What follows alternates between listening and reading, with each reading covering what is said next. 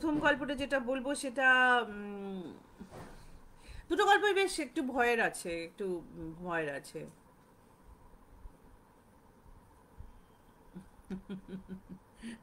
Humanity বেশি বলে humidity বেশি। হুম, হতে পারে। বাট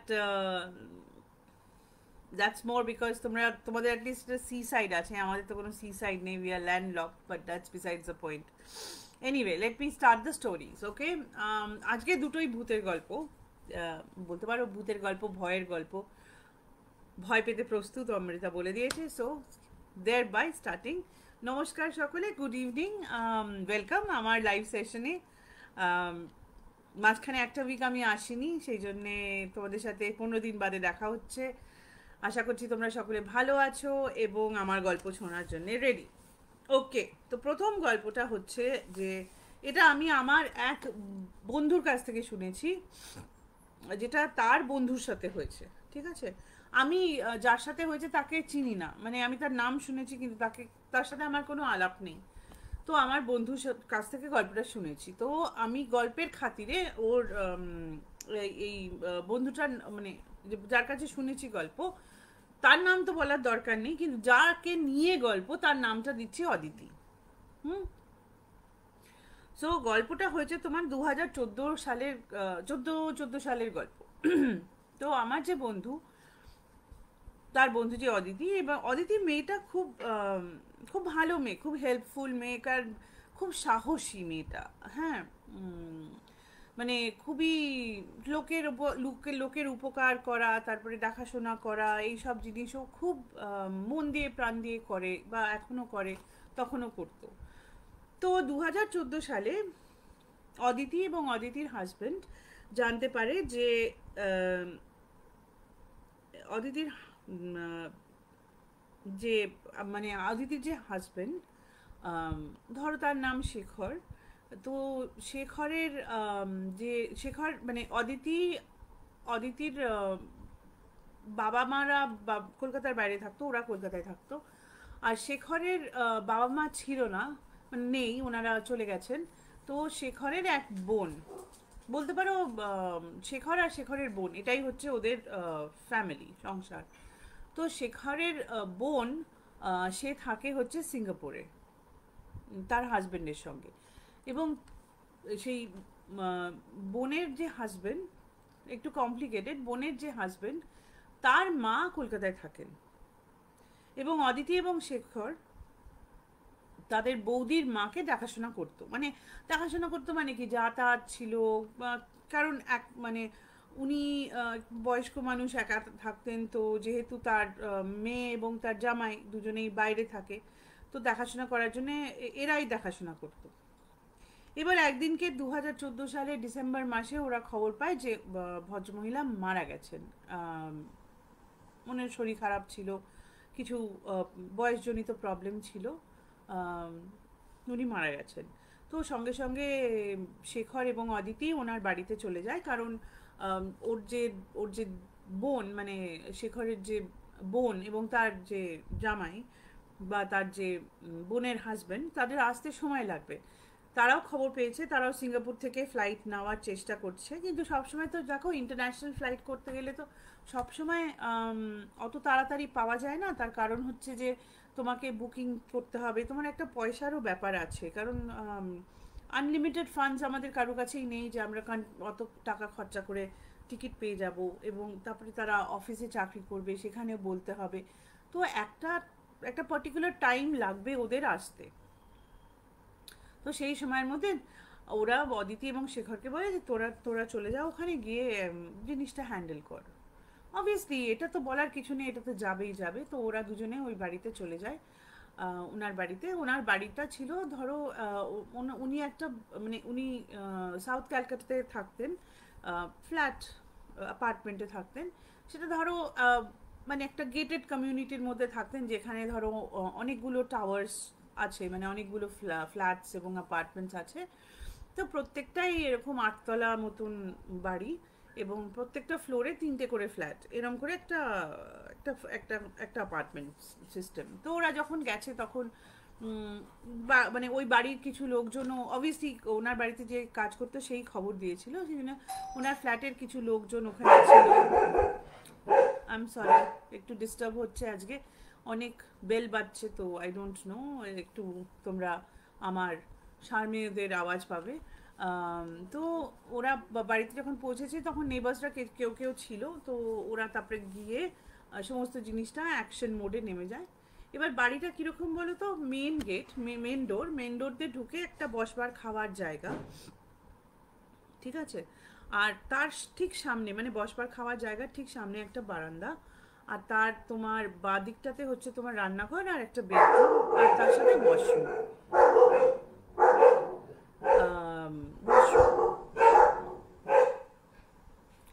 সো মানে ওনার খুব ছোট একটা বাড়ি ছিল, বাড়িটা খুব বড় না, বিকজ উনি একা থাকতেন বা মেনটেন করা মুশকিল, সেই জন্য একটা ছোট বাড়িতেই ওরা মানে উনি থাকতেন, একটা সিঙ্গেল বেডরুমের ফ্ল্যাটে থাকতেন। যাই হোক, তো ওরা দেখাশোনা করার পরে, যেহেতু এটা শীতের দিন ছিল, ডিসেম্বর মাস ছিল, এবং কোনো কারণে ওরা ডিসাইড করে যে মানে ততক্ষণে ওরা জানতে পারে যে অদিতি মানে অদিতির হাজব্যান্ড শেখরের বোন এবং তার হাজব্যান্ড আস্তে আস্তে মোটামুটি যেদিনকে উনি মারা গেছেন তার পরের দিন সকাল, মানে সেদিনকে ভোর রাত্রি বা বলতে পারো পরের দিন সকালেই তারা পৌঁছাতে পারবে। That is the earliest flight that they have got and the earliest time that they can কাম।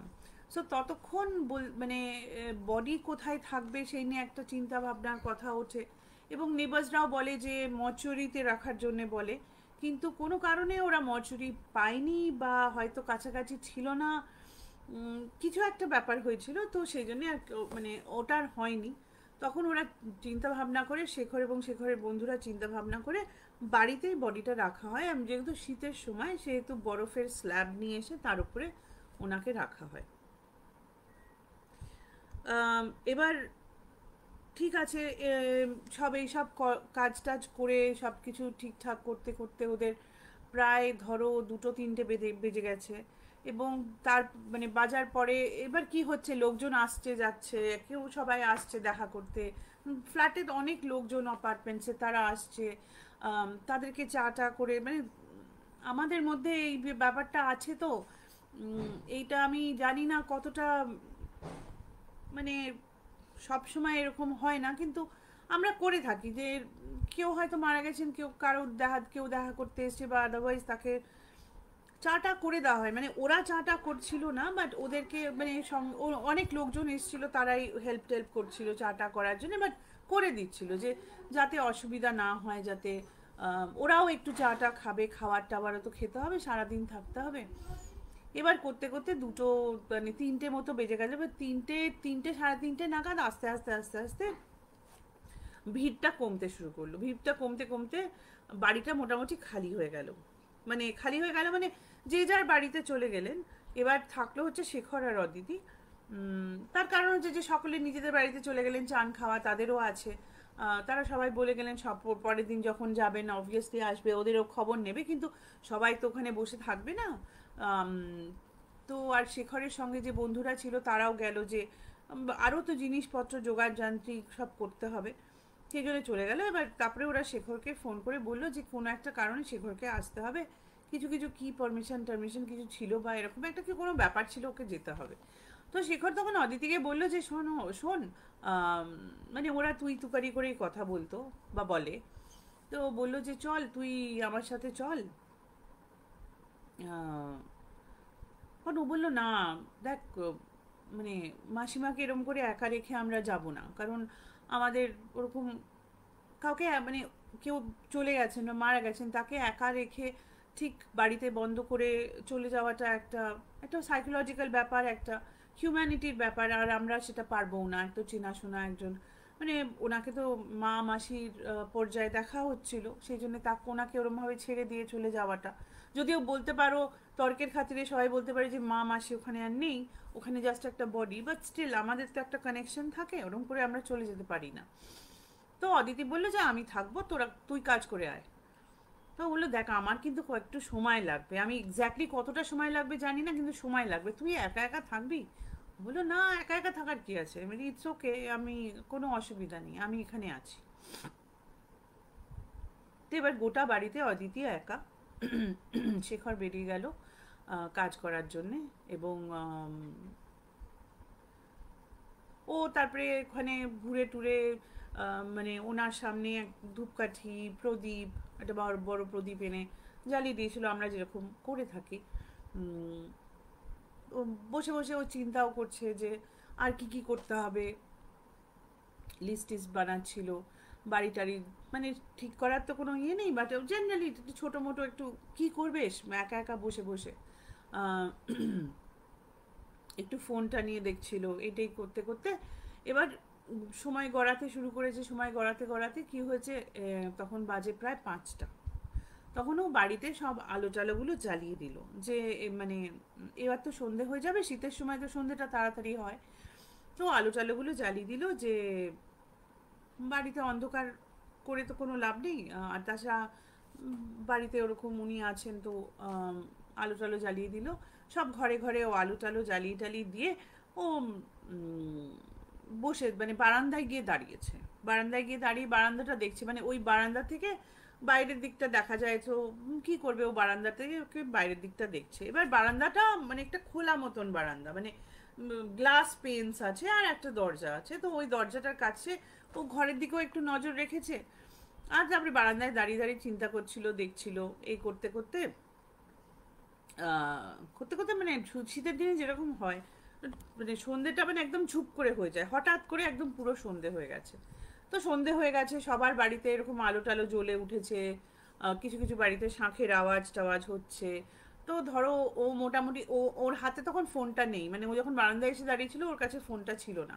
তো মানে মোটা আন্দাজ করছে যে নিশ্চয়ই 6টা সাড়ে 6টা বাজবে এখন, কারণ ততক্ষণে ঘোর অন্ধকার হয়ে গেছে। করতে করতে ও বারান্দাটাতেই বসে পড়ে, বারান্দাটার উপরে বারান্দাটায় বসে ও ঘরের দিকে তাকিয়ে আছে, মানে ঘরে আর বসছে না, বারান্দায় বসছে।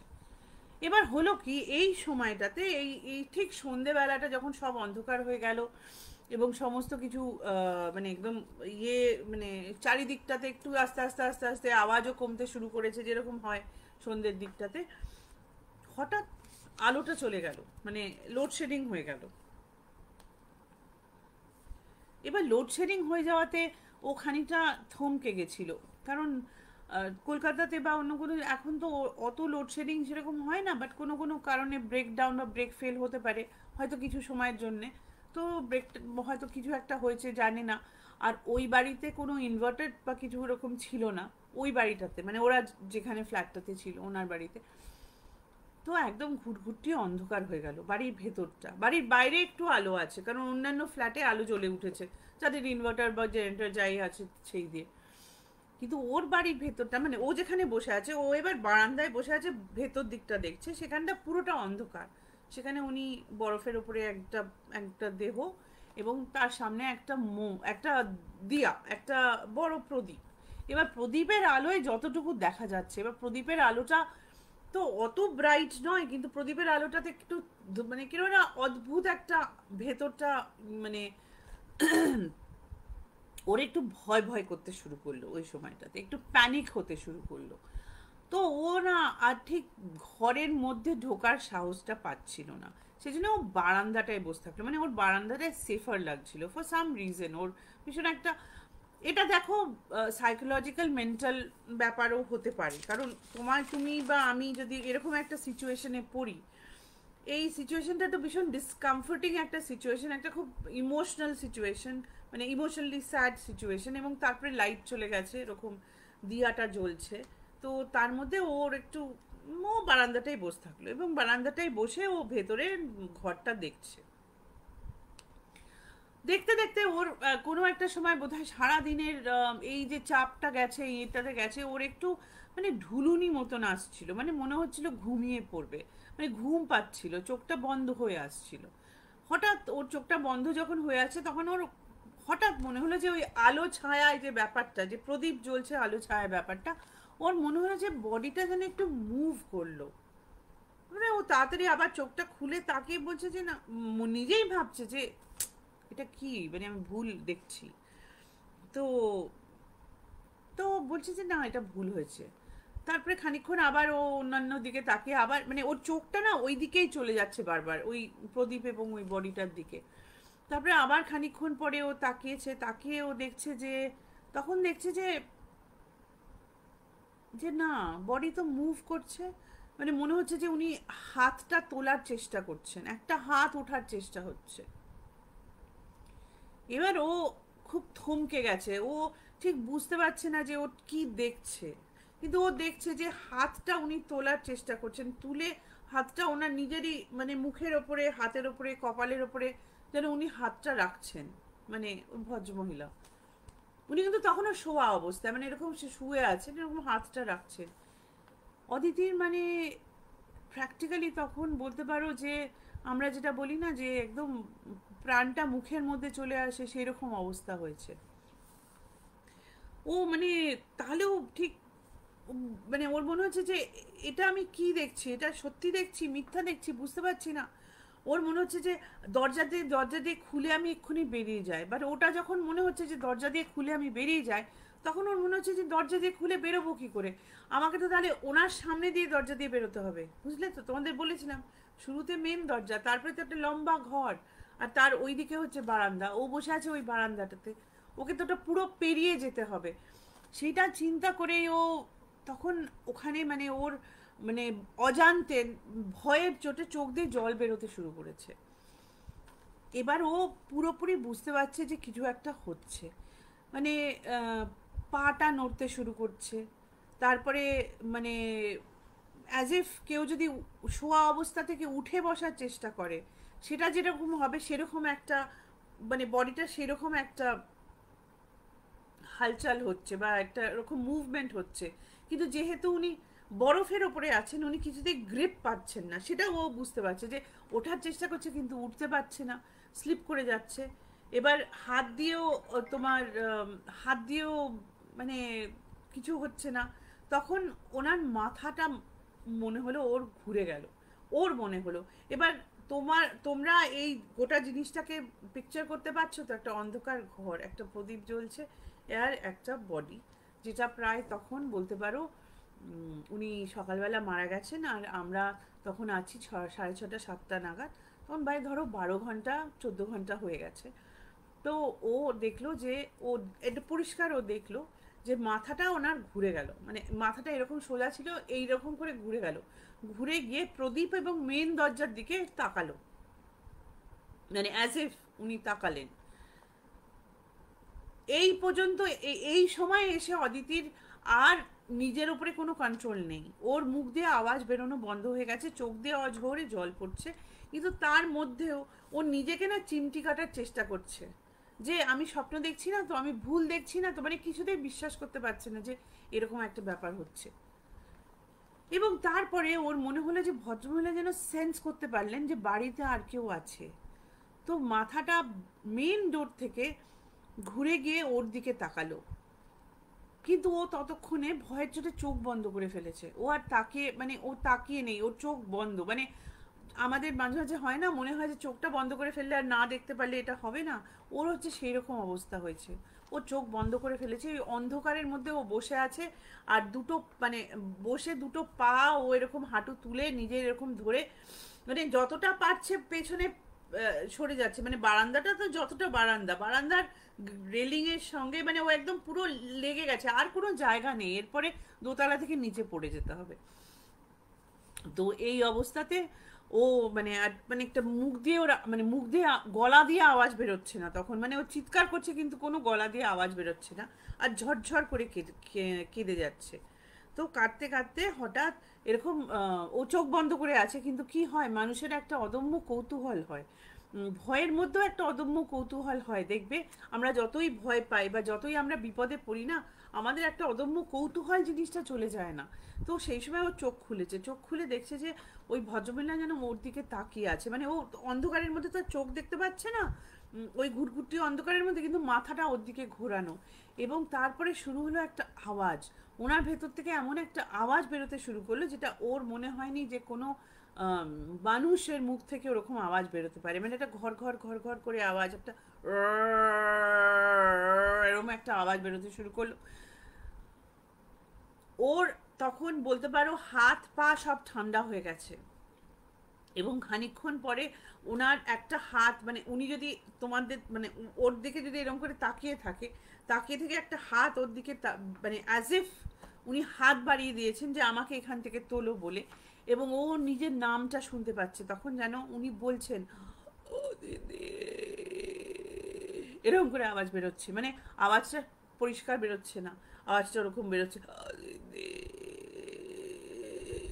ওর মনে হচ্ছে যে এরকম ভাবে আওয়াজটা আসছে, ওর মনে হচ্ছে যে কেউ বলছে ও দিদি, আয়, এরকম করে আওয়াজ হচ্ছে। আর অদিতি মানে তখন পাগল হয়ে গেছে, আর ওর মনে হচ্ছে যে অন্ধকারের মধ্যে যে হাতটা উনি বাড়িয়েছেন, এটা কিন্তু ওর সব মনে হচ্ছে কি সত্যি কথা, মানে এটা ও বলেছে সত্যি কথা, সেই জন্য আমিও বলছি সত্যি কথা।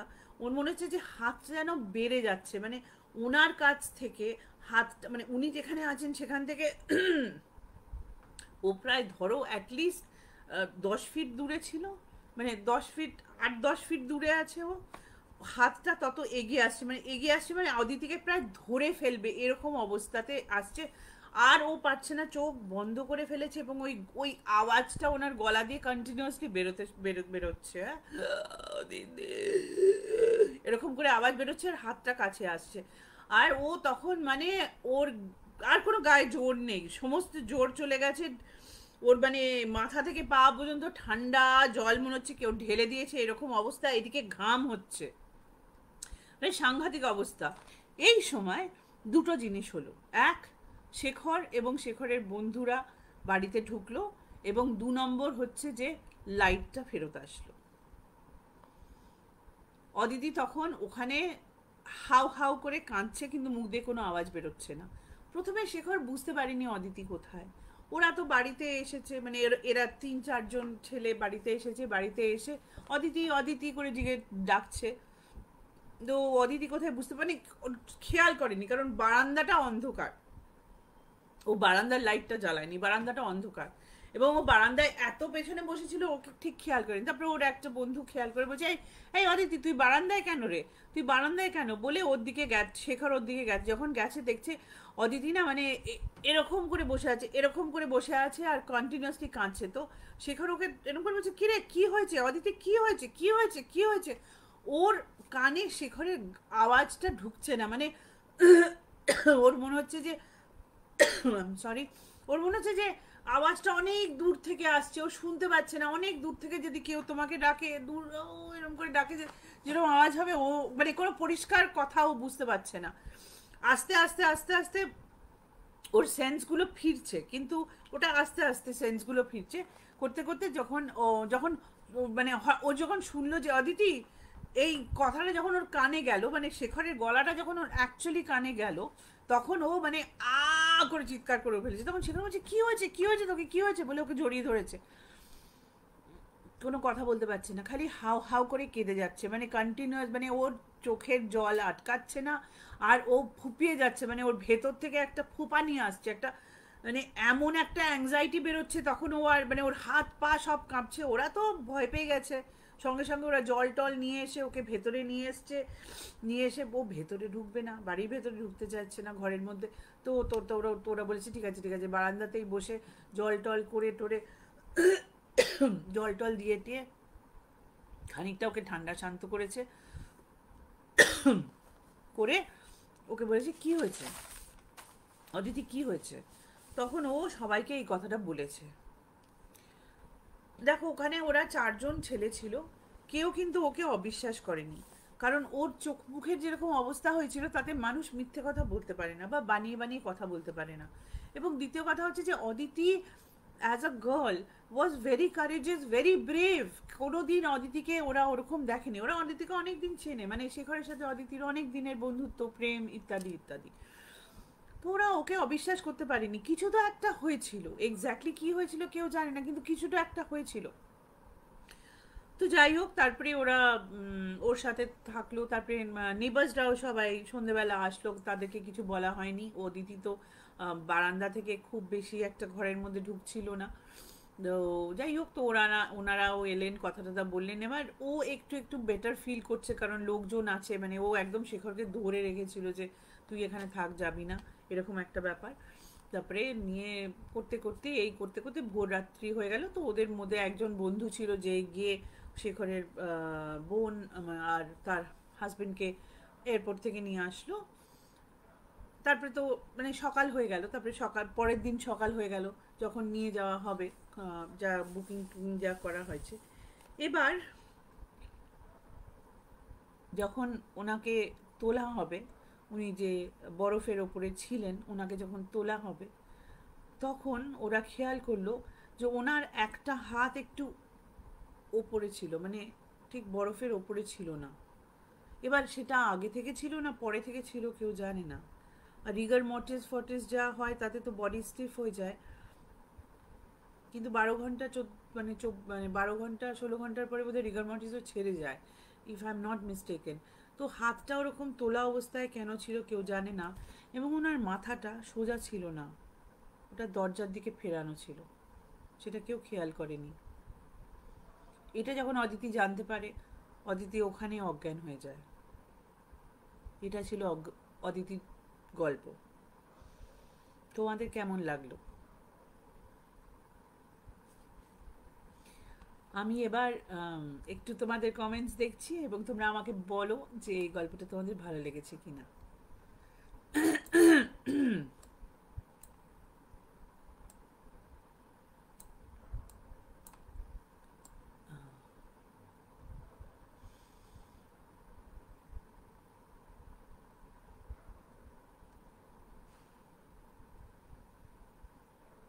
Good evening Sukalyan.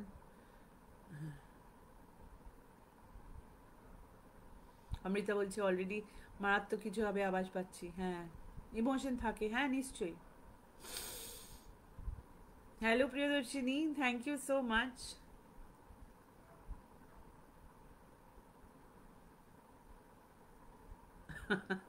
ঠিক আছে।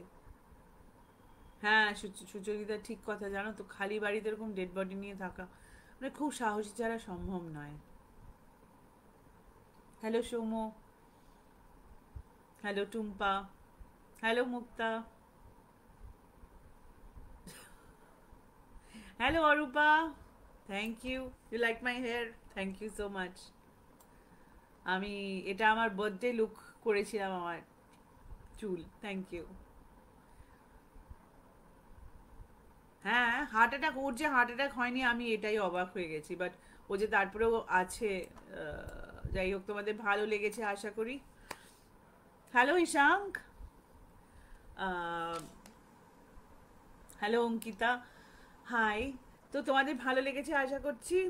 তাহলে আমি নেক্সট গল্পটাতে যাচ্ছি, সো দ্যাট তোমরা পরের গল্পটাও ভালোভাবে শুনতে পারো। একটু ভয় পাওয়াতে পেরেছি আশা করছি। আমার নিজেরই ভয় লেগেছিল এই গল্পটা যখন আমি শুনছিলাম এবং যখন আমি নোট করছিলাম। সাইকোলজিক্যাল হতে পারে, কিন্তু আই ডোন্ট নো। ওর এক্সপিরিয়েন্স, ওর এটা অদিতির এটা এক্সপিরিয়েন্সও।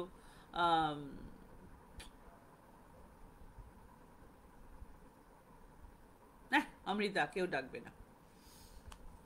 একটা মজার গল্প শুনিয়ে দেবো লাস্টে, যাতে তোমাদের ভয়টা কেটে যায়। ঠিক আছে, এবার গল্পটা, এইবারের গল্পটা যাদের সাথে হয়েছে তাদের মধ্যে একজন আমার খুব খুব ক্লোজ ফ্রেন্ড। মানে বলতে পারো আমার সাথে ক্লাস 11-এর থেকে, মানে আমরা নিজেদেরকেও 16-17 বছর বয়স থেকে জানি।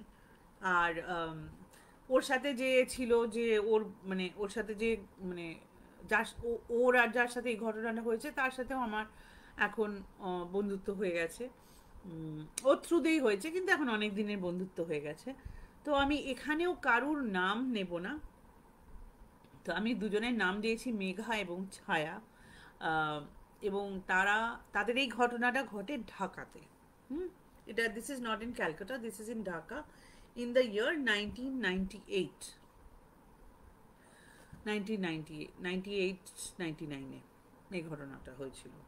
এবার ব্যাপার হচ্ছে যে ঢাকাতে মেঘা, মানে আমার যে ফ্রেন্ড, সে অ্যাডভার্টাইজিং নিয়ে পড়াশোনা করেছিল এবং তারপরে তার চাকরি হয় ঢাকাতে। তখন ঢাকাতে অনেক ইন্ডিয়ানস, বিশেষ বিশেষ করে বাঙালি স্পিকিং, বেঙ্গলি স্পিকিং অনেক ইন্ডিয়ানস।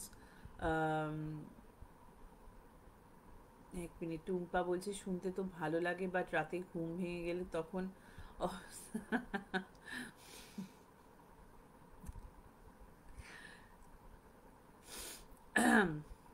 ঠিক আছে, আমি বললাম তো লাস্টে তোমাদেরকে একটা মজার ঘটনা বলবো, যাতে তোমরা যখন রাত্রিরে ঘুমাও তখন মজার ঘটনাটা মনে করো, এগুলো মনে করো না। সো ও 1997-এর লাস্টে ও চাকরিটা পায় ঢাকাতে এবং চলে যায় অ্যাডভার্টাইজিংয়ের কাজ করতে। এবার তখন ঢাকাতে অনেক বেঙ্গলি স্পিকিং যারা অ্যাডভার্টাইজিংয়ে কাজ করতো এবং অন্যান্য জায়গায় কাজ করতো, তারা ওখানে গিয়ে চাকরি পেত। এবং ওদের অ্যাডভার্টাইজিং ইন্ডাস্ট্রিটা, মানে তখন বাংলাদেশের অ্যাডভার্টাইজিং ইন্ডাস্ট্রিটা হচ্ছে, মানে বলতে পারো ওরা শুরু করছে, অনেক জিনিস আসছে, শুরু হচ্ছে, অনেক কিছু হচ্ছে, তখন সবে সবে ওদের নতুন নতুন সমস্ত জিনিসপত্র হচ্ছে। তো সেই জন্যে এক্সপিরিয়েন্স বা এক্সপিরিয়েন্স লোকজনের দরকার, এবং যারা অ্যাডভার্টাইজিং নিয়ে পড়াশোনা করেছে তারা মোটামুটি আমাদের দেশে বেশি ছিল। তো ওদের ওখানে কোনো অ্যাডভার্টাইজিংয়ের স্কুল টুল ছিল না। তো যাই হোক, ও চাকরি পেয়ে ওখানে চলে যায়। এবার ওখানে গিয়ে ওর ছায়ার সাথে আলাপ হয়। তো আলাপ হয় এবং ওরা জানতে পারে যে ওরা দুজনে একই অফিসে চাকরি করছে, মানে ওরা দুজনে একই জায়গায় চাকরি করছে, ডিপার্টমেন্ট আলাদা কিন্তু একই অফিসে ওরা চাকরি করছিল। তো তখন ওরা তারপরে ডিসাইড করে যে যেহেতু ওরা দুইজনেই মহিলা, এবং যেহেতু ঢাকা তখন ওদের কাছে নতুন এবং ইন্ডিয়ার বাইরে দুজনে বাইরে আছে, তো ওরা ঠিক করে যে ওরা মানে অফিস থেকে ওরা ফ্ল্যাট পেয়েছিল, এরকম না যে ফ্ল্যাট পায়নি, কিন্তু যেহেতু অনেকটা সময় ওরা বুঝতে পারে যে একে অন্যের ফ্ল্যাটের টাইমটা কাটছে, মানে এর ফ্ল্যাটেই বেশি থাকছে, ওর ফ্ল্যাটেই বেশি থাকছে, শুধু ওরা না, ওরা এবং আরও বাদবাকি ইন্ডিয়ানস যারা গেছিল সবাই একসাথে, এবং প্লাস ঢাকাতে ওদের যে বন্ধু বান্ধবরা হয়েছিল সেটা সবাই একসাথে একই ফ্ল্যাটের বেশিরভাগ টাইমটা কাটছে। তো ওরা ডিসাইড করে যে আমরা তাহলে একসাথে একটা ফ্ল্যাট নিই। তো ওরা অফিসকে বলে দেয় এবং বলে দিয়ে ওরা একটা ফ্ল্যাট ওদের দেখতে বলে যেখানে 2টো বেডরুম আছে, যাতে ও এরম মেঘা আর ছায়া দুজনে থাকবে। ইট মেক্স মোর সেন্স না, একসাথে থাকতে পারবে, একটা কোম্পানি হয়ে যাবে, তারপরে ফিনান্সিয়ালিও ধরো খরচাটা কম হয়, কারণ অফিস তো থাকার জায়গা দিয়েছে কিন্তু খাওয়ার খরচা আছে, যাতায়াতের খরচা আছে, এই সবগুলো দেখতে হবে। তো ওরা এমন একটা জায়গায় বাড়ি নেয়, সেই বাড়িটা ওদের অফিসের কাছাকাছি, মানে ধরো রিক্সা করে যাওয়া যায়, রিক্সা মানে গাড়ির দরকার পড়বে না, রিক্সা করে যাওয়া যায়। আমি শুনেছি যে ঢাকাতে নাকি প্রচুর রিক্সা টিক্সা চলে, এবং আমি কোনোদিন ঢাকা যাইনি, কিন্তু শুনে যারা গেছে তাদের কাছ থেকে শুনেছি নাকি ট্রাফিকের খুব ঝামেলা ওখানে, মানে ইটস আ হিউজলি, মানে traffic management is a little problem. But I don't no, কেউ যদি বাংলাদেশ থেকে গল্প শোনো আমার, বা ওখানকার যদি লোক হও আমাকে জানিও এটা আমি ঠিক শুনেছিলাম কি না। আমি মেঘার কাছ থেকে যা শুনেছিলাম যে অনেক রিক্সা চলে ওখানে, রিক্সা ট্রাফিক আছে। এখন কীরকম আছে আমি বলতে পারবো না, আমি 99 সালের কথা বলছি। সো যাই হোক, এই বাড়িটা ওদের ভালোই লাগে, সুন্দর বাড়িটাতে 2টো বেডরুম আছে, এবং 2টো বেডরুমে মানে 2টো বেডরুমের সঙ্গে একটা বারান্দা ছিল, সুন্দর বারান্দা ছিল বসার টসার জন্যে, এবং রান্নাঘর আর তোমার ডাইনিং রুমের সঙ্গেও আর একটা বারান্দা ছিল, একটা বসবার ঘর ছিল, ওয়াশরুম ছিল, মানে একটা পারফেক্টলি সুন্দর একটা বাড়ি ও থাকার জন্যে। প্লাস ধরো ওরা বাড়িতে কতক্ষণ, মানে স্যাটারডে সানডে না, স্যাটারডে সানডেতে ছুটি নয়, আই এম সরি, বাংলাদেশে তো সেই জন্য ফ্রাইডে ছুটি হবে, ওদের ফ্রাইডে হলিডে থাকতো, Friday Thursday half day, Friday holiday এরকম থাকতো ওদের উইকেন্ডটা ওই সময়। তো তো ওই উইকেন্ডে যা ওদের মানে উইকেন্ডে যা হতো ঘোরাফেরা ইত্যাদি ইত্যাদি, বাড়িতে রান্না, প্লাস সন্ধেবেলা বাড়িতে ফিরে রান্না বান্না গল্প টল্প করে কেটে যেত সময়, ভালোই সময় কাটছিল। এবার বাড়িটার তেমন কিছু খারাপ ছিল না, বাড়িটা তেমন কিছু খারাপ ছিল না, কিন্তু বাড়িটার মধ্যে একটা কি বলবো, একটা ফিল ছিল যে মানে ওদের অত কিছু মাইন্ড হয়নি, কারণ ওরা তখন বয়স কম, প্রথম নতুন জায়গায় এসছে, চাকরি করছে, খুব ইন্টারেস্টিং ইন্টারেস্টিং জিনিস নিয়ে কাজ করছে অ্যাডভার্টাইজিংয়ের। তো অত ওরা কিছু মাইন্ড করেনি, মানে ওদের মাঝে মাঝে মনে হতো যে স্যুট শার্ট করে চোখের সামনে দিয়ে কিছু একটা চলে গেল বা এরকম হতো, অত কেউ মাইন্ড করে না। একটা সময় থাকে বয়স যখন আমাদের কম থাকে, তখন আমরা অত কিছু মাইন্ড করি না। তো একটু অড ছিল, জিনিসপত্র খুঁজে পেতো না মাঝে মাঝে, মানে যেখানকার জিনিস সেখানে পেতো না, অন্য জায়গায় পেতো বা এরকম এরকম ছিল, but they did not mind so much. ওরা তখন নিজেদের খেয়ালে আছে, অত ওদের কিছু যায় আসছিল না। এবার প্রবলেমটা কোথায় হলো, যে ওই আর কি এবার থাকতে থাকতে কাজ টাজ করতে করতে এবং গল্প টল্প করে এই করতে করতে হঠাৎ আম, ছায়ার মানে ছায়া আমাদের থেকে একটু বড় বয়সে, একটু অল্প একটু বড়। তো তার ইচ্ছে হলো যে একটু ওকাল্ট বা একটু ওই সুপার ন্যাচারাল নিয়ে ইন্টারেস্টটা একটু বাড়লো তখন। এবং ও কিছু পড়াশোনাও করছিল বোধহয় সেই নিয়ে। এবং ওর খুব একদিনকে শখ হলো যে ও সিয়ন্স করবে, মানে প্লসে বা প্ল্যানচেট করবে। কেন করবে জিজ্ঞেস করো না, বাট ওর মনে হয়েছিল যে ওর করা উচিত। বাট ও মেঘাকে বলে যে চল আমরা না প্ল্যানচেট করি দুজনে মিলে। তো ওরা নিজেরাই বাড়িতে একদিনকে এটা সিয়ন্স প্লানচেট মতন শুরু করে দিল করা। মানে ওই কোনো বোর্ড ফোর্ড নিয়ে নয়, জাস্ট জেনারেলি যেরকম মানে সিয়ন্স বা প্লসে হয়, মোমবাতি জ্বালিয়ে দুজনে বসে সামনাসামনি বসে দুজনে হাত ধরে কারুর কথা চিন্তা করা, বা এরকম মানে ছোটবেলায় একবার আমাদের সকলের খুব ইচ্ছে হয়েছিল এটা, যে আমরা রবীন্দ্রনাথের সাথে কানেকশন করব এবং রবীন্দ্রনাথকে প্ল্যানচেট বা সিয়ন্সে ডাকবো। সেটা কিছু হয়নি, বাড়িতে মার খাওয়া ছাড়া। বাট ওইরকম একটা হোম মেড একটা ব্যাপার। এবার যখন ওরা সিয়ন্স করছে বা প্লসে করছে, তখন হঠাৎ খানিকক্ষণ বাদে they encounter with a spirit, with a entity. Spirit বলবো না, এন্টিটি বলবো, কারণ জিনিসটা কি ছিল ওরা আজ পর্যন্ত জানে না। এবং সে কন্টিনিউয়াসলি বলে যাচ্ছিল যে আই ওয়ান্ট মাই মাদার, আমি আমার মাকে খুঁজছি, আমি আমার মাকে খুঁজছি, আমি আমার মাকে খুঁজছি, আমার মা, আমার মা, আমার মা। মানে ওরা ভেবেছিল যে এন্টিটিটা যেটা এসেছে সেটা একটা বাচ্চা ছেলের বা বাচ্চার কোনো একটা বাচ্চার এন্টিটি, মানে সে ছেলে না মেয়ে ওরা অতটা বুঝতে পারেনি, কিন্তু সে তার মাকে খুঁজছিল। এবং ওরা খুব মানে they did it for fun. ওরা কোনো মানে ওদের কোনো আলটিরিয়ার আলটিরিয়ার অথবা মোটিভ ছিল না, যে মানে কোনো সিরিয়াস মোটিভ ছিল না, জাস্ট মজা করার জন্য করেছিল। কিন্তু গোটা জিনিসটা প্রচণ্ড সিরিয়াস হয়ে গেল খানিকক্ষণের মধ্যে। হয়ে গিয়ে এই এন্টিটিটাকে ওরা যখন মানে এনকাউন্টার করলো, কিছুতেই সেই এন্টিটি যাবে না। মানে ওরা ওই যা পড়েছিল, যা জেনেছিল, যে যেরমভাবে ওদেরকে চলে যেতে বলতে হয়, চলে যাওয়ার জন্য বলছে যে you go to the light, you follow the light, you go to the light.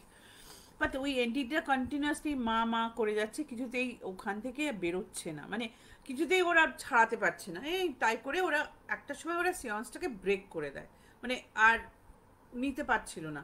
সিয়ন্সটা break করে দেয়, করে দিয়ে ওরা বেরিয়ে আসে। কিন্তু দুজনেরই মনের মধ্যে একটা থেকে যায়, জিনিসটা থেকে যায়। মানে ওরা ঠিক ওটাকে কি বলবো, they couldn't make peace with it. কি নিজেরা নিজেদের মধ্যে বলছিল হ্যাঁ হ্যাঁ ঠিক হয়ে গেছে, ঠিক হয়ে গেছে, ঠিক হয়ে গেছে, না ঠিক হয়ে গেছে। কিন্তু সেই শান্তিটা মনের মধ্যে ছিল না, একটা অশান্তির ব্যাপার ছিল। এবার ব্যাপার হচ্ছে যে আমাদের বলে না, মানে এটা একটা বেসিক রুল আছে অকাল্ট বা সুপার ন্যাচারালের, যে যদি তোমার বাড়ির কাছাকাছি বা যে কোনো জায়গায় সুপার ন্যাচারাল বা ওকাল্ট নিশ্চয়ই আছে, তারা তোমার সাথে যোগাযোগ করার হয়তো চেষ্টা করতে পারে, বা তারা হয়তো তোমাকে তারা দেখতে পারে, বা তুমি তাদেরকে কখনো কখনো দেখতে পারো। কিন্তু যতক্ষণ না তুমি তাদেরকে তোমার জায়গায় বা তোমার বাড়িতে বা তোমার অফিসে বা তোমার যে কোনো জায়গায় তাদেরকে ইনভাইট করছো, ততক্ষণ তারা সেই জায়গায় আসতে পারে না। এটা তোমরা শুনেছো কিনা আমি জানি না, বাট এটা হচ্ছে ব্যাপার যে you have to invite them, মানে you actually have to call them. Without that they can't invade your space. তোমার চারপাশে থাকতে পারে, কিন্তু তোমার স্পেস ইনভেশন ওরা করতে পারে না। মানে তোমার তোমার কি বলবো, তোমার কোনো একটা ব্যাপারে তুমি তাদেরকে কোনো এক মানে কনসিয়াসলি সাবকনসিয়াসলি আনকনসিয়াসলি তুমি যদি তাদেরকে ইনভাইট না করো, তারা তোমার ওই স্পেসের মধ্যে ঢুকতে পারে না। এবার এরা তো ইনভাইট করেছিল, এরা তো সিয়ান্স করেছিল, এবং ওরা ওই ওই পোর্টালটা বা দরজাটা খুলে দিয়েছিল যেখান থেকে কোনো জিনিস ভেতরে ঢুকতে পারে, সেটা ভালো জিনিসই হোক আর খারাপ জিনিসই হোক। It's simple. একটা ঘর বন্ধ আছে, তার মধ্যে কোনো মানে তার মধ্যে বাতাস চলাচল করছে কিন্তু জোরে হাওয়া দিচ্ছে না, কিন্তু তুমি যে মুহূর্তে জানলা বা দরজা খুলে দেবে, বাইরের হাওয়া বা বাতাস বাড়ি ঘরের মধ্যে ঢুকবে। This is the same philosophy বা সেম ফিজিক্স। সো যাই হোক, এই এই ব্যাপারটা ওরা অতটা সিরিয়াসলি নেয়নি, যদিও সেই রাত্রিটা দুজনেরই একটু ট্রাবল কেটেছে, তাও ওরা ভুলে গেছিল ব্যাপারটা। পরের দিন সকালবেলা ওরা অফিস চলে গেছে, মানে অ্যাজ ইউজুয়াল বা অ্যাজ নর্মাল ওরা চলে গেছে। এবার কিছুদিন তারপর থেকে শুরু হলো বাড়িতে ঝামেলা। ঠিক আছে, প্রথম ঝামেলা যেটা দেখা দিল সেটা হচ্ছে যে ওরা ওই আওয়াজটা দুজনের মধ্যে একজন কখনো না কখনো শুনতে পাচ্ছে, মানে কোনো একটা বাচ্চা তার মাকে ডাকছে এরকম একটা আওয়াজ, মানে হঠাৎ করে শুনতে পাচ্ছে। দিনের বেলা, রাত্রিবেলা, দুপুরবেলা, ইট ডাজেন্ট ম্যাটার, কিন্তু ওরা শুনতে পাচ্ছে। মানে বা হয়তো একজন রান্না করছে আর অন্যজন হয়তো বারান্দায় আছে, হঠাৎ মনে হলো যে আমাকে কেউ ডাকলো, বা মনে হলো যে আমার পেছনে কেউ এসে দাঁড়িয়েছে, এরকম একটা সেন্সেশন শুরু হলো। এটা হচ্ছে ফার্স্ট লেভেল অফ ওদের ট্রাবলসটা যেখানে শুরু হয়েছিল। হ্যাঁ, তারপরে সেকেন্ড লেভেল অফ ট্রাবলটা যেখানে শুরু হলো সেটা হচ্ছে যে ওই যে বলেছিলাম না, ওদের বাড়ি থেকে জিনিসপত্র ওরা মাঝে মাঝে খুঁজে পেতো না। মানে হয়তো দুপাট্টাটা খুলে রেখেছে কিন্তু সেই দুপাট্টাটা ওইখানে পেলো না। এরকম আমাদের সঙ্গে অনেক সময় হয় যে আমরা কোনো একটা জিনিস হয়তো রেখেছি বাট নট এক্স্যাক্টলি দেয়ার। মানে আমি তো অনেক সময় মনে করি যে আমি ডাইনিং টেবিলের উপরে অনেক কিছু রেখেছি, but I realise that I have kept it absolutely somewhere else, কিন্তু আমার মাথায় কেন জানি না মনে হয়েছে যে আমি ডাইনিং টেবিলের উপরে রেখেছি। সো এইরকম জিনিসটা বেড়ে যেতে শুরু করলো। এরপরে শুরু হলো যে ওদের বাড়ির কাছাকাছি, মানে বারান্দায় এবং বাড়িটা, মানে যে ওদের যে ফ্ল্যাটে ওরা থাকতো তার কাছাকাছি খুব ডেড অ্যানিমালস এবং বার্ডস দেখা দিতে শুরু করলো। মানে হয়তো সকালবেলা ওরা দরজা খুলে, মানে বারান্দার দরজা খুলে দেখলো যে একটা পিজন বা একটা কাক মরে পড়ে আছে, বা বাড়িতে শুনলো যে নিচের তলায় বিড়াল বা কুকুর এরকম মৃত অবস্থায় পাওয়া গেছে। এটা খুব একটা রেগুলার ব্যাপার হতে শুরু করলো। মানে একটা এটা একটা খুব, this is a very odd thing to happen all of a sudden. এরকম ধরনের ব্যাপার হচ্ছে, মানে হচ্ছিল না, হঠাৎ শুরু হয়ে গেল এরকম। হ্যাঁ, তারপরে দুজনের মধ্যে থার্ড স্টেজ, এটা সেকেন্ড স্টেজে, থার্ড স্টেজে গিয়ে দুজনের মধ্যে যে ভাব ভালোবাসা ছিল বা যে ভাবটা ছিল সেটার মধ্যে চিড় ধরতে শুরু করলো। কোনো কারণে বা অকারণে দুজনের মধ্যে আর্গুমেন্ট শুরু হয়ে গেল, এবং কোনো জিনিসেই ওরা মানে কোনো মিল খুঁজে পাচ্ছে না, মানে কোনো মানে কোনো জিনিসে ওরা অ্যাগ্রি করতে পারছে না যে রাত্রিরে কি রান্না হবে সেটা নিয়ে ওদের ঝগড়া হচ্ছে। মানে ঝগড়া হচ্ছে, মানে ঠিক ঝগড়া হচ্ছে না, বাট একটা ঝগড়া হচ্ছে, বুঝতে পারছো? মানে ওরা চিৎকার চাচমিচি করে ঝগড়া করছে না, বাট ওরা মানে কথা কাটাকাটি হচ্ছে। তারপরে একজন বলছে না আমি করব না, আমি সমস্ত কাজ করছি, মানে যেরকম হয় ডাইরেক্টলি ঝগড়া হচ্ছে না কিন্তু ঝগড়া হচ্ছে। একজন মনে মনে করছে যে আমি সমস্ত কাজ করছি, আমি রান্নাও করছি, আমি বাসনও মাজছি, কেন করব আমি এগুলো সব করব না। এবার ওদের বাড়িতে যিনি কাজ করতেন, অবভিয়াসলি ওখানকার যে ভদ্রমহিলা, তিনি ওদেরকে 2-4 সপ্তাহ ধরে এই যে জিনিসটা হচ্ছে তখন থেকে উনি জিজ্ঞেস করেছেন যে কি হয়েছে, কি হয়েছে, এখানে প্রবলেম হয়েছে, কিছু একটা প্রবলেম হয়েছে। তো ওরা ওকে কত পাত্তা দেয়নি, ওরা বলছে না না কিছু কিছু সেরকম কি হয়েছে, কিছু হয়নি, তুমি কি বলছো, কি নিয়ে কি হয়েছে, তুমি তোমার কাজ করে চলে যাও যেরকম যাও। মানে খারাপ ব্যবহার করেনি, বাট বলেছে যে তুমি তোমার কাজের জন্য, মানে কাজের ব্যাপারে মন লাগাও, এইসব কি জিজ্ঞেস করছো, কিছু হয়নি। তো এই করতে করতে গোটা জিনিসটা এমন হয়ে গেল যে ওদের অফিসেও ঝামেলাটা, মানে দে ব্রট দের প্রবলেম বাড়ি থেকে, ঝামেলাটা অফিসেও আসতে শুরু করলো। এবার দেখো, ওরা তো ইন্ডিয়াতে কাজ করছিল না, ঢাকাতে কাজ করছিল, এবং ওখানে তো অবভিয়াসলি একটা স্পেশাল ভিসা লাগে কাজ করার জন্যে, এবং যে কোম্পানি ভিসা দিয়েছে তারা একদিনকে ওদেরকে ডেকে জিজ্ঞেস করলো যে এরকম ঝামেলা করছো কেন তোমরা অফিসের মধ্যে। অবভিয়াসলি সেখানে আরও লোকজন কাজ করছে, তো তাদেরও তো প্রবলেম হচ্ছে যে এরা মানে এত ভালো বন্ধু ছিল সেখান থেকে এরকম অবস্থা হয়ে গেল, এটা তো ঠিক নয়। এবং তারপরে ওরাও চিন্তিত, মানে এবার ব্যাপার হচ্ছে যে end of the day they are foreign nationals in Dhaka, right? ওদের সমস্ত রেসপন্সিবিলিটিটা কোম্পানির। যা হয়, আমরা যখন কোনো দেশে কাজের ভিসা নিয়ে যাই, সেখানে আমাদের রেসপন্সিবিলিটি যে অফিসের জন্য আমরা কাজ করছি তাদের উপরে হয়ে যায়। তো ওরাও একটু মানে অবাক হয়ে গেল যে এরকম কেন হচ্ছে, কাজেও একটু বেঘাত মানে কাজেও একটু প্রবলেম হচ্ছে। তো তখন ও ওদেরকে বললো যে তোমরা তাহলে তুমি তুমি তাহলে একদিন দুদিন তোমরা ছুটি নাও, ছুটি নিয়ে ইয়ে করো। এবার ছুটি নেওয়ার পরে দু একদিন ওদেরকে ছুটি দিল। তখন মেঘা ঠিক করলো যে ও একটু বেড়াতে যাবে, মানে ওর একটু বাংলাদেশের ভেতরে দেখার ইচ্ছে ছিল। তো ও ঠিক করলো যে ও চিটাগং যাবে দুদিনের যে ও ছুটি পেয়েছে তাতে। তো ছায়াকে এ বিষয়ে কোনো কথাই বললো না, যে দেন তুমি যা। আগে হলে ও ছায়াকে এসে বলতে চলো চলো, মানে আগে হলে এরকম হতো না, বাট আগে হলে ওরা যেখানেই বেড়াতে গেছে বা ঘুরতে গেছে ওরা দুজনে একসাথে গেছে, তাহলে ও নিশ্চয়ই বলতো যে তুমি চলো। এবার মেঘা চলে গেল ছুটিতে দুদিনের জন্য চিটাগং, এবং ছায়া ওই বাড়িতে থাকলো। এবং ওই দুদিনে ছায়ার উপরে, ছায়ার সঙ্গে যা হয়েছিল সেটা হচ্ছে সাংঘাতিক। মানে ও প্রচণ্ড আম, মানে ওকে ভয় দেখানো হয়েছে। এবং যে এতদিন পর্যন্ত যে এনটিটিটা ঘুরছিল, মানে একটা খুব খুব মানে আস্তে আস্তে ওরা বুঝতে পারছিল যে যে স্পিরিট বা এনটিটিটা ওদের বাড়িতে আছে সেটা খুব মেলেভেলেন্ট। মানে আমি ঠিক ম্যালোভেলেন্টের বাংলাটা তোমরা বুঝতে পারছো, মানে খুবই ভয়ানক একটা entity. It's not a good entity, it's very evil, it's very evil. হ্যাঁ। তো সে মানে আগে পেছনে, মানে পেছনে বা সামনে ওদের ফিল হচ্ছিল কেউ আছে। এবার ওই এন্টিটিটা ওদের ছুতে শুরু করলো, মানে ইট স্টার্টেড টাচিং দেম। চুল ধরে টানছে, গায়ে হাত দিচ্ছে। আম, তারপরে আম, মানে চান করতে গেছে, শাওয়ার বন্ধ হয়ে যাচ্ছে। আম, ঘুরে দেখছে যে মনে হয়েছিল যে টাওয়েল নিয়ে এসছে, কিন্তু টাওয়েল নিয়ে আসেনি। এরম ধরনের অদ্ভুত অদ্ভুত ব্যাপার হতে শুরু করলো ওদের সাথে।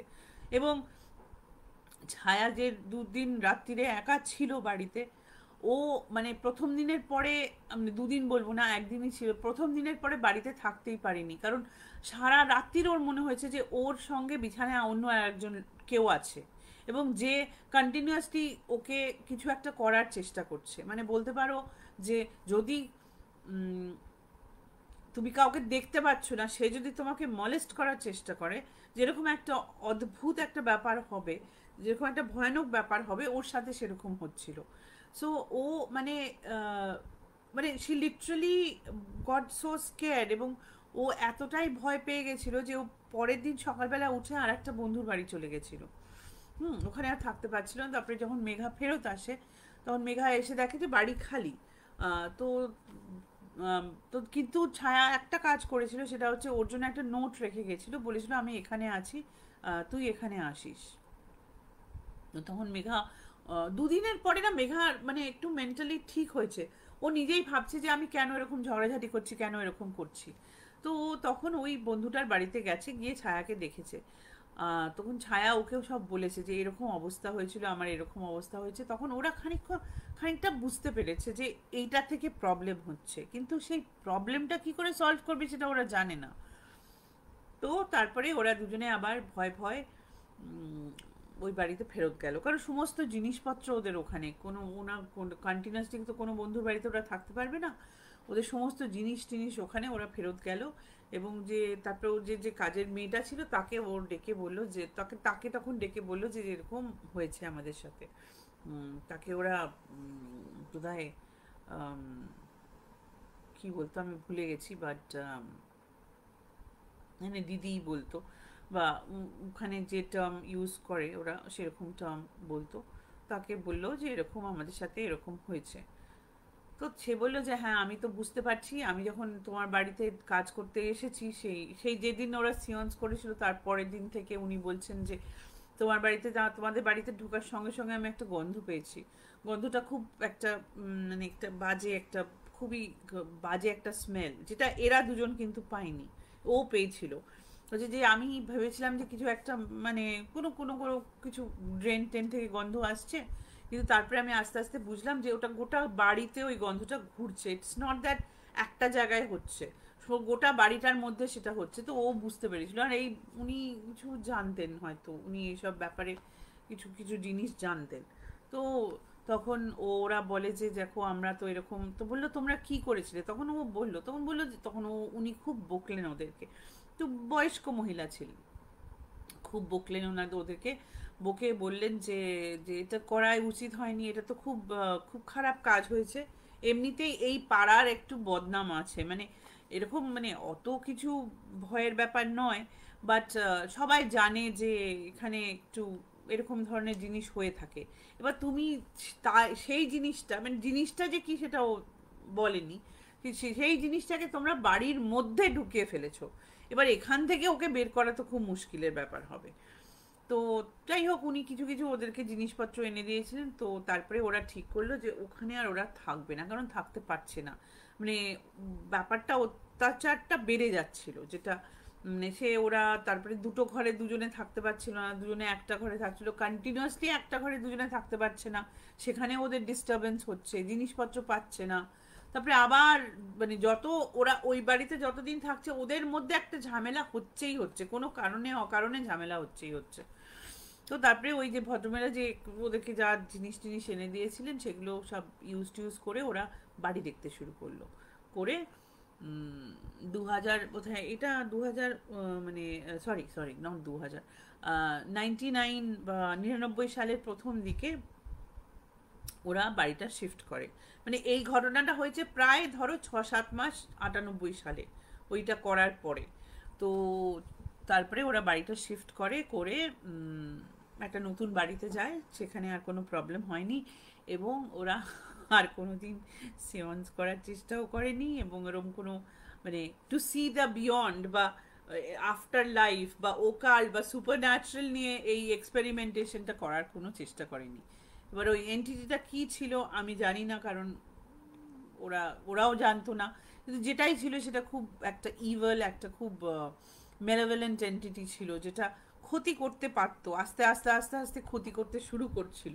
ওরা হয়তো আরও কিছুদিন থাকলে পরে আম, মানে পজেশনও হতে পারতো, ওদের দুজনের মধ্যে একজন কেউ একজনকে, মানে গোটা জিনিস মানে জিনিসটা দেখো ওদের কাছে এসছিল ওরা মেয়ে বলে, এবং একটা বাচ্চার রূপ নিয়ে এসছিল, একটা মানে ওদেরকে এটা মানে ওই ওই ভদ্রমহিলা ওদেরকে বলেছেন যে ওটা কোনো বাচ্চার স্পিরিট নয়, মানে কোনো এন্টিটিটা কোনো বাচ্চার স্পিরিট নয়, একটা কোনো একটা বলতে পারো ইভেল স্পিরিট একটা, যেটা একটা বাচ্চার মানে মানে বেশ ধারণ করে ওদের কাছে এসেছিল, কারণ প্রথম কথা ওরা মেয়ে, এবং দ্বিতীয় কথা যে কোনো মহিলা যদি কোনো বাচ্চাকে শোনে তার মাকে খোঁজার জন্যে, তো অবভিয়াসলি একটা তো আমাদের মধ্যে তার মানে আমাদের মধ্যে একটা মাতৃত্ব ভাব আছে, আমরা তো সেটা রেসপন্ড একটু অন্যরকম করেই করব।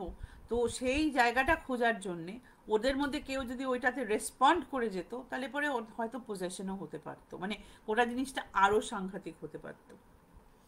তো এই ছিল আমার সেকেন্ড গল্প ফ্রম ঢাকা। এটা তোমাদের কেমন লাগলো তোমরা বলো।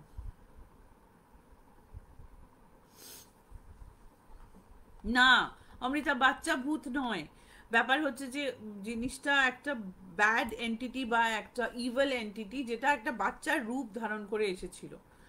হ্যালো সুদীপ্তা।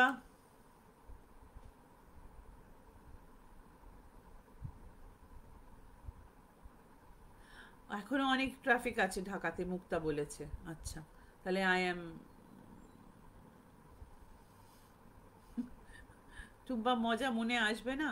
আচ্ছা যাই হোক, তো তোমাদের ভালো লেগেছে আশা করি, দুটোই গল্প ছিল বললাম, তো তোমরা কি মজার গল্প শুনবে না ভূতের গল্পই থাকবে আজকের মতন? আমি আবার ফেরত আসবো next Tuesday, which is 12th of April। তাড়াতাড়ি বলো, 9টা মানে 10টা বাজতে চলেছে, তাড়াতাড়ি বলো।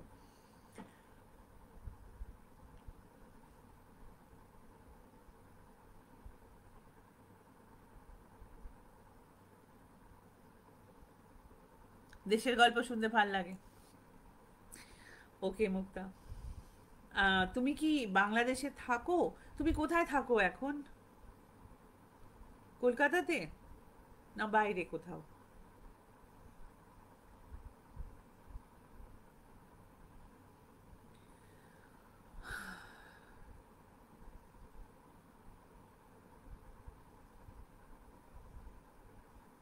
আচ্ছা, তুমি ক্যানাডাতে থাকো, ওকে ওকে।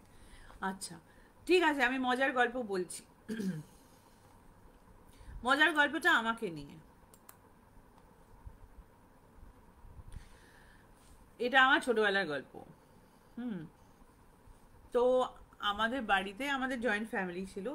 তো আমাদের বাড়িতে না, আমার জ্যাঠা মশাই, মানে আমার জ্যাঠা, যাকে আমি খোকা বলে ডাকতাম, আমার জ্যাঠা না একদম ফুচকা খাওয়া পছন্দ করতো না। ঠিক আছে? উনি খুব রাগ করতেন যে মানে ফুচকা, আলু কাবলি এসব জিনিস খাওয়া একদম পছন্দ করতেন না। ওনার কথা ছিল যে ওরা ভীষণ নোংরা জল ইউজ করে, ওরা চান টান করে না, ইত্যাদি ইত্যাদি, ওদের হাতে এইসব খাওয়া হবে না, যদি করতে হয় তাহলে বাড়িতে করে খেতে হবে। এবার দেখো, ফুচকা আলু কাবলি খাওয়ার ঠিক বাড়িতে করলে হয় না। তো এটা যখন হয়েছে তখন আমি অনেক ছোট, অনেক ছোট, কিন্তু আমার দিদিরা, মা, কাকিমা, জেঠিমা, এরা সবাই কি করতো, দুপুরবেলা যখন সবাই কাজ টাজে বেরিয়ে টেরিয়ে চলে গেছে এবং জ্যাঠা হয়তো রেস্ট করছেন, সেই সময় ওরা না আমাদের রান্নাঘরের পেছন দিকটাতে একটা মানে রান্নাঘরের পেছন দিকে একটা বাগান ছিল, এবং সেখানে একটা ব্যাক গেট বলতে পারো ছিল।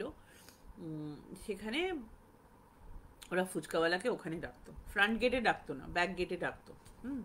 ডেকে ওরা ফুচকা খেত, যাতে মানে কেউ আওয়াজ শুনতে পাচ্ছে না। এবার ধরো রান্নাঘর, রান্নাঘরের পরে বারান্দা, তারপরে হচ্ছে মানে ওই ভেজিটেবল গার্ডেন বলতে পারো, মানে সবজিপাতি ইত্যাদি ইত্যাদি একটা বাগান ছিল।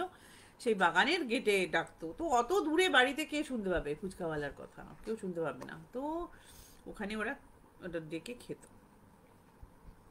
আর আমি তখন ছোট ছিলাম, অবভিয়াসলি দুপুরবেলা ঘুমাতাম না। তো মা ঘুম টুম পাড়িয়ে বেরিয়ে টেরিয়ে এইসব ফুচকা টুচকা যখন খেতে যেত, তখন আমি মাঝে মাঝে ওদের মানে ওদের পেছন নিতাম। মানে আমার ইচ্ছে হতো দেখতে ওরা কোথায় যাচ্ছে, আমাকে নিয়ে যাচ্ছে না তো, আমাকে তো ফুচকা খেতে দিচ্ছে না। সো অবভিয়াসলি আমি ওদের পেছন পেছন যেতাম।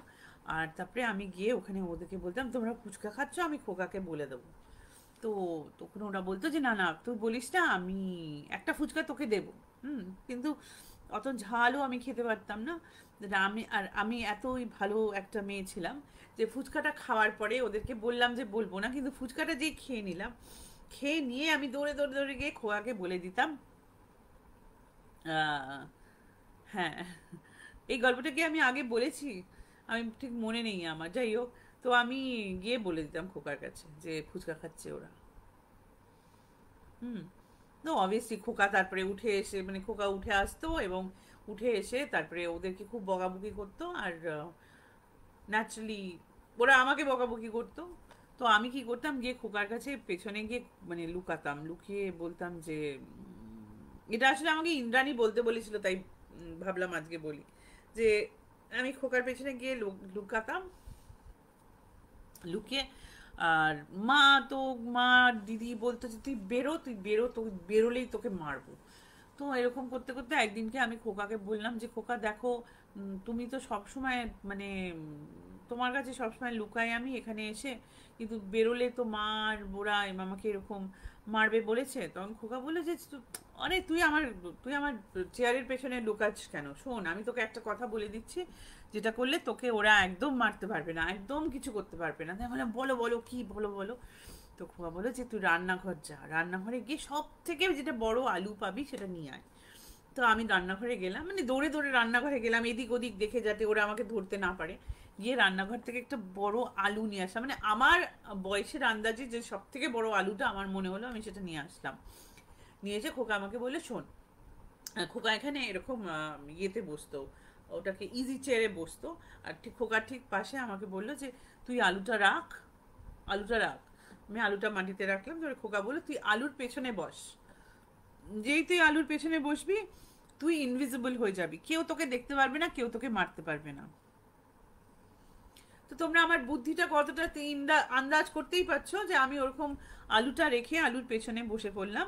এবং অবভিয়াসলি এটা আমার বোঝার বাইরে ছিল যে আমার জ্যাঠামশাইয়ের ঘরে মধ্যে ঢুকে আমার মা বা আমার দিদি বা আমার কাকিমা বা অন্যান্য দিদিরা কেউ এত সাহস করবে না যে আমাকে ওখান থেকে তুলে নিয়ে যাবে মারার জন্য। হ্যাঁ, যতক্ষণ জ্যাঠামশাই আছেন আমার পাশে, ততক্ষণ কেউ নিশ্চয়ই অত সাহস কারো নেই, তারা দরজা থেকে দেখে চলে যেত। এবার আমি ভাবতাম যে অনেক দিন পর্যন্ত আমি এটা ভেবেছি যে জ্যাঠামশাই ঠিকই বলেছে, খোকা ঠিকই বলেছে যে আলু ছিল বলে আমি ইনভিজিবল ছিলাম। সো এটা হচ্ছে আমার ছোটবেলাকার সাংঘাতিক রকমের ইন্টেলিজেন্ট একটা আইডিয়ার গল্প। কিন্তু আমার জ্যাঠা বা আমার কাকা বা আমার বাবা এরকম ধরনের প্র্যাকটিক্যাল জোকস আমাদের ওপরে করতে খুব ভালোবাসতেন। তো দ্যাট ওয়াজ মাই এক্সপিরিয়েন্স। যাই হোক, আমি আগেই বলেছি বোধহয় এই গল্পটা, যাই হোক, তো আমি আর একবার বললাম। আশা করি তোমাদের ভাল লাগলো। খুব বেশি ভয় পেও না তোমরা সবাই রাত্রিরে, আশা করি তোমরা ভালো করে ঘুমাতে পারবে। একটু ভূতের গল্প যদি ভয় না হয় তাহলে ভূতের গল্প হয়ে কি লাভ বলো। সো শেষ করার আগে আমি সবাইকে বলে দিই thank you so very much আমার লাইভে থাকার জন্যে, শোনার জন্যে, কমেন্ট করার জন্যে। যারা পরে দেখবে আমার লাইভ তারা প্লিজ প্লিজ প্লিজ কমেন্ট করো, জানিও কেমন লাগছে। আর সঙ্গে থেকো। টিমটা মানে আমাদের গ্রুপটা আস্তে আস্তে বাড়ছে। সো তোমরা প্লিজ সেটাকে একটু দেখাশোনা করো, বন্ধুদের বলো জয়েন করার জন্যে। দ্বিতীয় হচ্ছে যারা ইউটিউবে দেখবে তাদেরকে গুড ইভিনিং এবং নমস্কার। তোমরাও প্লিজ আমাদেরকে সাপোর্ট করো, দেখো এবং লোকের সাথে শেয়ার করো, লোককে সাজেস্ট করো আমাদের চ্যানেলটা। আর দ্বিতীয় কথা হচ্ছে যে আর যদি কেউ লাইভ করতে চাও প্লিজ আমাদেরকে জানিও। প্রিয়দর্শিনী লাইভ করছে, অমৃতা লাইভ, মানে দুজন অমৃতাই লাইভ করছে, ঈশাঙ্ক লাইভ করছে, রূপশ্রী লাইভ করেছে। এবার অরূপা তুমি অনেকদিন আগে বলেছিলে লাইভ করবে, আমি জানি না তুমি আসছো কিনা। প্লিজ এসো একটু সময় করে আমাদের সাথে লাইভ করার জন্যে। মুক্তা, যদি তোমার কাছে গল্প থাকে প্লিজ কাম। আমি সবাইকে বলছি প্লিজ এসো তোমরা সকলে। অ্যান্ড ভালো থেকো। আশা করি তোমাদের উইকেন্ডটা খুব ভালো কাটবে, খুব পিসফুল কাটবে, খুব তোমরা একটু আরাম করতে পারবে। You can enjoy yourself. এবং আমাদের দেখা হবে নেক্সট উইকে সেম টাইম, শুক্রবার। ততক্ষণ নমস্কার, good evening and bye bye.